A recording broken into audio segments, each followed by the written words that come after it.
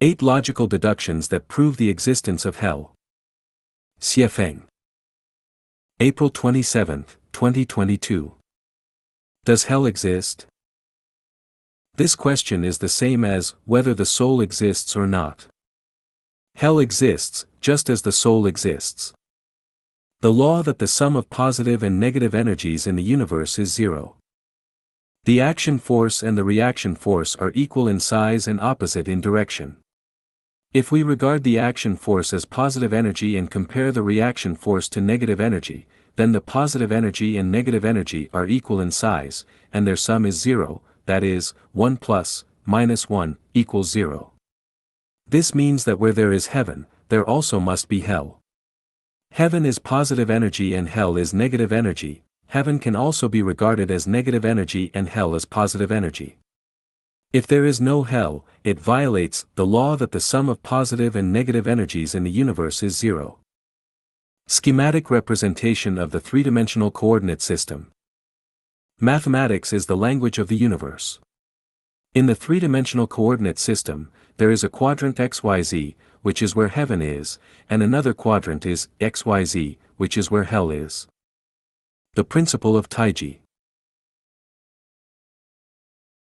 The principle of Taiji tells us that everything has an opposite side, a virtual interface, with the interface as the center. If one side is up, the other side must be down. If one side is left, the other side must be right. If one side is light, the other side must be darkness. If one side is heaven, the other side must be hell.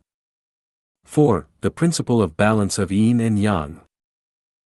Yin and yang are the way of heaven and earth, the order of all things, the parents of change, the origin of life and death, and the palace of gods.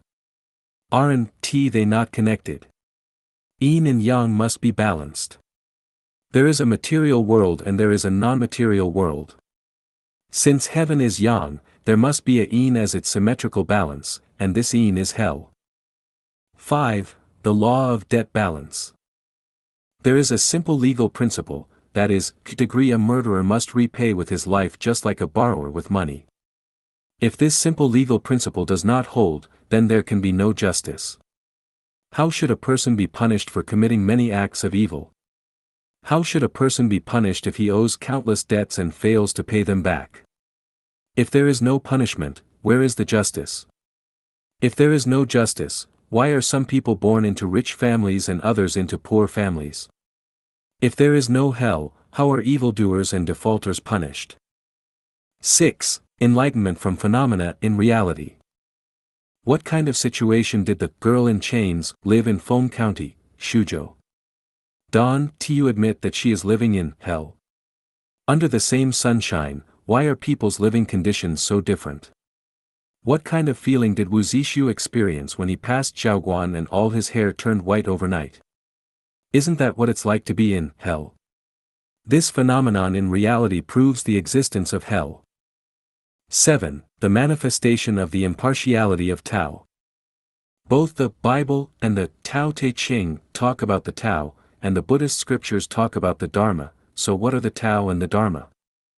I specifically analyze the 8 characteristics of the Tao, one of which is the impartiality of the Tao.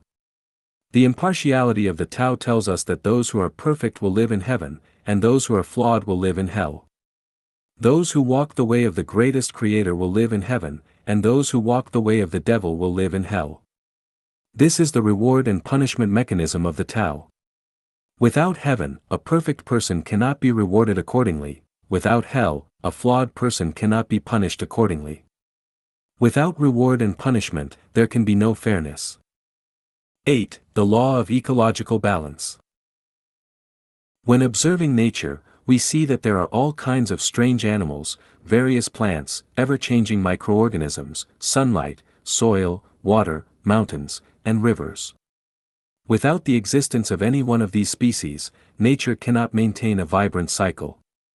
In the cyclical system of human life, there are the greatest Creator, gods, angels, celestial beings, Buddhas, demons, goblins, monsters, evil spirits, saints, sages, mortals, deities, ignorant people, domestic animals, and ghosts, etc. I'd like to ask, where do ghosts live? In hell, of course. Through the above 8 logical reasonings, it can be concluded that hell exists.